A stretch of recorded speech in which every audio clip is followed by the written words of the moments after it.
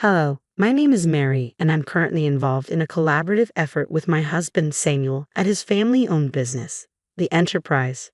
Run by my father in law, Liam. It's a cozy, welcoming company with a small team of about 6 people. Liam, known for his quiet demeanor, tends to stay away from daily operations, leaving much of the leadership to Samuel, who is poised to be the next president. His commitment shines through as he engages with clients and drives new projects, demonstrating his dedication to the company's growth. During major initiatives, all employees come together, creating a dynamic and passionate work environment. I have been part of this vibrant setting for 8 years since marrying into the family. However, my mother-in-law Amanda seems to have reservations about my involvement. Just recently, when I returned home early to prepare dinner while Samuel stayed late at the office, Amanda confronted me with harsh words. "How long do you plan on clinging to our family business?" she questioned, her tone heavy with reproach. Since her retirement, it seems Amanda has shifted her focus from enjoying her newfound free time to critiquing my choices. In response, I remained composed and asked, "What do you mean by clinging?" Amanda interrupted, implying that my marriage to Samuel was more out of necessity, suggesting I was exploiting the opportunity to work at their company. This wasn't the first time I faced such accusations. It was becoming a frequent occurrence. When I married Samuel, I chose to leave my previous job to join his family business. A personal decision, not a result of unemployment, as Amanda seemed to believe. "Mom, it's not that I couldn't work elsewhere. I chose to be here," I explained, but her dismissive response revealed a clear misunderstanding of my motives. The tensions with my mother-in-law didn't end with words. Despite her promises to manage the household after retiring, she rarely contributed, leaving Liam to seek her help with chores. Amanda stubbornly insisted, "I've worked all my life. Now it's the daughter-in-law's turn to handle the household duties." As a result, the responsibility often fell to me for dinner preparations and cleanup. One afternoon, I gathered my courage to address a lingering issue. "Amanda," I began hesitantly, "I've noticed the dishes often stay unwashed in the sink. It would help if you could tidy up after your meals." Unfortunately, my cautious approach ignited a fiery reaction. She lashed out, accusing me of overstepping my boundaries and questioning my right as a daughter-in-law to impose rules in her home. Caught in this draining exchange, I became acutely aware of the time slipping away. If I didn't start dinner soon, our meal would be significantly delayed. Despite my growing frustration, I managed to remain calm. "Mom, let's continue this conversation later," I suggested, hoping to ease the tension and shift my focus back to dinner preparations. Seemingly cooled by my proposal, Amanda retreated to the living room, leaving me alone with my thoughts amidst the clatter of kitchen utensils. Both Liam and Samuel were no strangers to Amanda's abrasive treatment. They often tried to intervene when they witnessed it. However, their attempts seemed to have little impact. Each time they addressed the issue, their expressions reflected deep concern and frustration, demonstrating their earnest desire to foster harmony within our family dynamic. Ironically, when they admonished Amanda, it only redirected her anger toward me, intensifying her hostility. Though I had never endured physical violence, the emotional weight of Amanda's words was profound. Liam and Samuel's support was my refuge, helping me withstand her biting remarks. That support was tested one particularly challenging morning. After cleaning up from breakfast and preparing to leave for work, Amanda suddenly exclaimed, "Oh my, what a mess! A trash heap here." Without warning, she doused my handbag with a bucket of water. I stood frozen, a mix of shock and anger leaving me speechless. "What are you doing, Amanda?" I finally managed to say, my voice trembling with disbelief. Her response was dismissively flippant, reminiscent of a mischievous child. "Oh, was that your stuff? I thought it was just a big piece of trash." Her casual dismissal only fueled my fury. "Even if you thought it was trash, who pours water on it?" I protested, struggling to understand her callous disregard. In the morning light flooding the living room, I found myself facing Amanda, her expression icy and determined, as if she had resolved to take drastic action. "What kind of reasoning is that? Now the carpet is soaked, and what about the vacuum cleaner?" My words tumbled out, laced with confusion and frustration as I hurriedly removed my waterlogged items from my bag. Important work documents were laid out on the table to dry. Amanda looked back at me with chilling nonchalance, her face revealing neither remorse nor concern for the chaos she had caused. "You don't need to go to work anymore," she stated flatly. I was utterly baffled by her declaration. "Excuse me." My reply was heavy with disbelief. Her next words felt like a sharp stab to my heart. You've been clinging to this house for 8 years, but today I can finally get rid of you. Her voice was filled with a venom and resolve I had never witnessed before. My mind spun as sorrow swelled within me. Getting rid of me? I echoed, disbelief coloring my tone. She made me feel like a complete outsider in this family. My daughter is joining the company, so we need you to leave. Today's your last day. All you have to do is bow your head to your father-in-law and Samuel and apologize for all the trouble you've caused. Her mocking laughter felt like salt in my wounds. She was leveraging my position at work to oust me. I had poured years into that job, building both respect and cherished memories. And now, I stood shocked and heartbroken. I struggled to comprehend the harshness of her decree. I had devoted myself to this family, yet it felt as though my sacrifices were meaningless to her. Are you sure about this? Wasn't Emma working in a clothing store in Philadelphia? I questioned, my voice tinged with confusion and concern. My role was more than just a paycheck. It was my path to personal fulfillment. Emma, my sister-in-law, had grown weary of city life and its impersonal interactions. She told me she was tired of dealing with the coldness of Philadelphia, so I had offered her a job once she returned home. But Amanda's explanation left little room for argument. Amanda, I said, but her words struck like a harsh winter gust. She's agreed to come back immediately, and now that she is, I want you out of this house.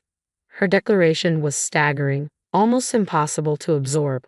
With a single sweeping decision, she was ready to uproot my life, completely disregarding my place within the family without any opportunity for discussion. She coldly handed me an envelope. I've written your resignation letter, she announced, effectively banishing me from our home.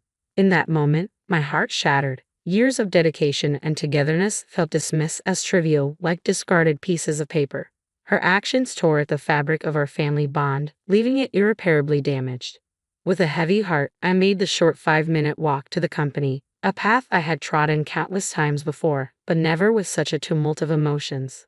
Under the cool morning sky, each step felt laden with the gravity of the unfolding situation. Upon entering the office, I braced myself for the inevitable. I shared the news with my father-in-law Liam and my husband Samuel, relaying Amanda's harsh ultimatum. Their expressions reflected a blend of shock and restrained anger, yet they remained composed amidst the turmoil. Tentatively, they suggested that perhaps it was time for me to step away, to show Amanda the real impact of her demands. This idea plunged my heart into further chaos. After years of relentless work at our family business, the thought of taking a break longer than the brief holidays of Thanksgiving or Christmas felt both foreign and overwhelming. However, encouraged by Samuel and Liam's supportive words, "Why don't you spread your wings for a change?" I resolved to take a short trip. As I packed, my mind swirled with reflections on my life, the choices I had made, and what the future might hold. Meanwhile, my sister-in-law Emma, who was supposed to replace me at the company, arrived shockingly late at 2 p.m. Her lackadaisical attitude left Samuel and Liam bewildered and frustrated. Despite their efforts to engage her, Emma showed little interest in grasping the intricacies of the business. Hearing this, a wave of anxiety washed over me regarding the company's future. Even as I looked forward to my journey, I was determined to leave without another encounter with Amanda. As the train pulled away, I quickly set off, gazing out at the shifting landscape. It was a moment to reflect on my past and present. This journey offered not just physical distance, but a chance to breathe and consider the path ahead. While savoring the local seafood specialties, my thoughts often drifted back to my family and our business. On the 5th day of my retreat, my serenity was abruptly disrupted by a tearful call from Emma. "What's going on?" Mom said it was an easy job, just sitting in a chair, but Samuel and Dad are acting like I can't do anything right, she lamented. Her words, likely echoing my mother-in-law's assurances, caught me off guard. Despite the leisurely pace of my days, I knew it was time to address the reality of the situation. "So, Emma, how proficient are you with computers?" I asked, sensing her hesitation. "Well, I usually watch videos online and play games," she replied, her answer hinting at limited technical expertise. Curious about her capabilities, I probed further. "What about software tools like Word or Excel?" Her puzzled expression surprised me, especially considering her background in the Philadelphia apparel industry, where tracking sales and managing inventory would require basic computer skills. "Can you handle calculations for sales or fill out documents?" I inquired. She confidently assured me she could manage that task. However, When I pressed with a more specific question, can you calculate the right amount of tax? Her confidence faltered. This wasn't just a test of her math skills, it was about her ability to apply them in a practical business setting. While Emma might have other talents, it was clear she lacked the skills needed for the job. Her discomfort grew, especially regarding calculations, likely fueling the criticism from Liam and Samuel. It's crucial to confront the motives of my mother-in-law and her supporters who want to oust me, I thought. Since you're taking over my role, I expect you to manage the accounting tasks proficiently. Also, be mindful of email etiquette. What's casual among friends is inappropriate for business communications. You'll also be responsible for scheduling staff shifts. Our team is small, but we take everyone's requests for time off seriously, so don't prioritize your convenience over theirs. I advised her firmly as I outlined her responsibilities. I could hear Emma sobbing on the other end of the line. It was a tough conversation, but necessary to help her grasp the reality and expectations of the role she was stepping into. I thought it would be straightforward, but Emma abruptly ended the call, clearly overwhelmed by the tasks ahead. Over the next 4 days, I took the opportunity to explore Philadelphia, the very place Emma had escaped from. Surprisingly, I found the locals warmer than I had expected, a stark contrast to the cold-hearted nature of my mother-in-law Amanda and Emma, who seemed intent on pushing me out. A week after leaving my job, I returned to my in-laws' house. As soon as I arrived, Amanda confronted me, her face flushed with fury. "How dare you make my daughter cry?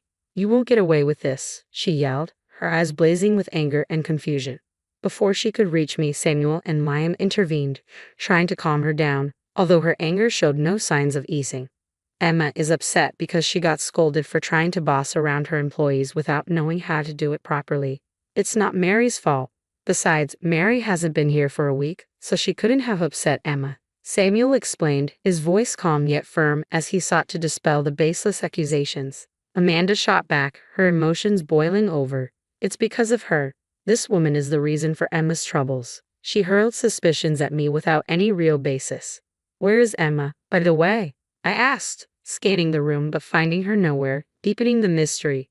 It's odd. Emma has nowhere else to go since she gave up her apartment in Philadelphia. I assumed she'd be here. I pondered aloud. Samuel then shared, "Emma's locked herself in her room. She's been crying and doesn't want to go to work anymore. She's overwhelmed, likely because she lacks the skills needed for the job." Amanda, still incensed, accused, "You've been turning Samuel and Liam against me. They wouldn't say the company runs better with you than with Emma, unless you poison them against her." Samuel sighed deeply, clearly weary of the ongoing family drama and his futile attempts to clear up misunderstandings. "Mom," he began again, hoping to clarify, "it might sound unusual, but Mary is exceptional at her work. She's certified in bookkeeping, her secretarial skills are top-notch, and she's even studied Spanish abroad. She handles all our multilingual communications at the company." His voice carried a hint of pride. Amanda looked surprised, clearly unaware of my qualifications and contributions. "That sounds like something out of a TV show," she muttered, reflecting on the unexpected information. I had been so focused on earning various certifications and immersing myself in my studies that I hardly had time for social activities or romance. It was during this time that I met Samuel when he visited my company for business. As I recounted the story of how we first met, I tried to bridge the gap between misunderstandings and the reality of our lives. However, I quickly realized that Amanda wasn't interested in hearing about my qualifications or past achievements, so I redirected the conversation to the present situation. In a nutshell, I handle a wide range of tasks at the company, from accounting and scheduling to liaising with other businesses and managing employee shifts, I explained, outlining the broad scope of my responsibilities. Samuel chimed in, "The work environment has been much better since you were more involved." His comment surprised Amanda. Just then, Liam, Samuel's father, interjected with a surprising revelation. "We're considering shutting down the company soon." Emma made a significant mistake. Instead of preparing documents, she chose to handle phone calls because she thought it would be more fun. She ended up being rude to an important contact, which could have serious repercussions. I was stunned, covering my mouth in disbelief. "I can't believe Emma would do something like that," I murmured, filled with dread at the thought of how her actions could potentially lead to the company's downfall. As I wrestled with these anxious thoughts, the story took another unexpected turn. Liam explained that the president of the other company had suggested considering a merger, expressing interest in absorbing our family business. This unforeseen yet hopeful development could stabilize our customer base, something Samuel had been striving for through his diligent sales efforts. Relief washed over Samuel and Liam, but not Amanda. Suddenly, she objected, "That's not acceptable. Samuel must become the president. This company is ours, isn't it? He's not just going to be an employee." Amanda exclaimed passionately, unwilling to accept the possibility of losing the prestige associated with owning the business. Her outburst caught the attention of Emma, who had come downstairs to see what the commotion was about. Amid the chaos, Liam spoke up with a calm but decisive tone. "I am divorcing you. You've not only resisted change and neglected your duties at home and to the family, but have also learned about your escapades with younger men. I can't support that behavior any longer." His announcement shocked everyone, especially Samuel and me. Liam then retrieved divorce papers and a photo of Amanda with a young man from a shelf in the living room, placing them on the table. "You can see these divorce papers now and take your belongings. I won't pursue alimony. Trying to get any money from you would be pointless," he stated firmly. "How can you say that? Haven't I devoted myself to this house all these years?" Amanda protested. "Have you done any real housework in the last 8 years? Spending someone else's money on young men doesn't count as devotion to this house," Liam countered, revealing a rare frustration. It was the first time we'd seen such a stern side of him, usually mild-mannered as he addressed the deep-seated issues simmering within the family. The sight of Liam, usually so composed, visibly upset, shocked everyone, especially Emma, who had just entered the room. Her body shook slightly, a clear sign of her astonishment and fear. "Emma, this involves you too," Liam declared, his voice firm. "You came back because you couldn't make it on your own in Philadelphia, and now you can't even secure a job here. You act as if you're above everyone else. You've stopped trying altogether. It's time for you to leave this house as well." Emma was stunned, her face a mix of confusion and denial. "Wait a minute, Dad. Maybe Mom has her issues, but I'm still your daughter, right?" she protested desperately, trying to cling to her place in the family hierarchy. Amanda, feeling the sting of her daughter's words, expressed her shock. "Are you betraying me now, Emma?" she accused, her voice tinged with hurt and disbelief. As tensions escalated, Liam quickly intervened to prevent further conflict. "To avoid more trouble, I've arranged for you both to stay with an acquaintance until you find your footing again. They will be here shortly to pick you up. Please get your essential belongings ready," he instructed, his tone leaving no room for argument. With heavy hearts and no other options, Amanda and Emma packed their belongings. Shortly after, an acquaintance of Liam, who managed a factory with living accommodations, arrived to escort them to their new temporary home.